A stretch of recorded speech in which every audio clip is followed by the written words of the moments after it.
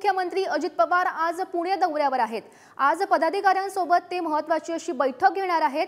अजितदादा आज शासकीय बैठकही घेणार आहेत। तर महत्त्वाची बातमी आपण सध्या पाहतोय, आज अजित पवार यांचा पुणे दौरा आहे आणि या पुणे दौऱ्यादरम्यान ते बैठका सुद्धा घेणार आहेत।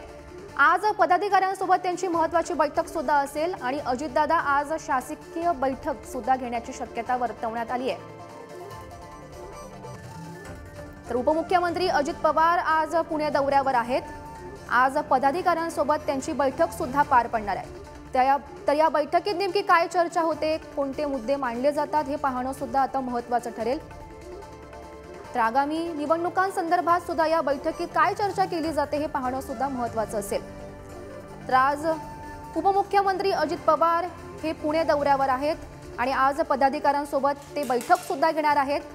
अजितदादा आज शासकीय बैठका सुद्धा घेतील।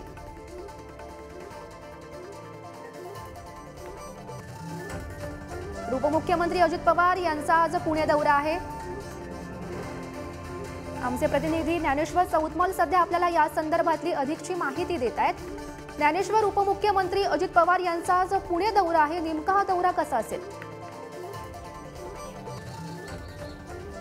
आज सकाळी 7 वाजल्यापासून उपमुख्यमंत्री आणि पुण्याचे पालकमंत्री अजित पवार हे सर्किट हाऊस या ठिकाणी बैठका घेतात। काही महिला पदाधिकारी आणि त्यानंतर शासकीय बैठका ज्या आहेत त्या त्यांच्या सुरू आहेत। सध्या पुण्याचा पाणी प्रश्न जो आहे तो गंभीर बनत चालल्याचं आपण बघतोय। खडकवासला धरण साखळी मधून जे पुण्यासाठी प्यायला पाणी सोडलं जातं, या पाण्याचं नियोजन करण्यासाठी, शेतीसाठीच्या पाण्याचं नियोजन करण्यासाठी आज अजित पवार ही बैठक घेताना पाहायला मिळतात। या बैठकीला जलसंपदा विभागाचे अधिकारी उपस्थित आहेत, महापालिकेचे अधिकारी उपस्थित आहेत।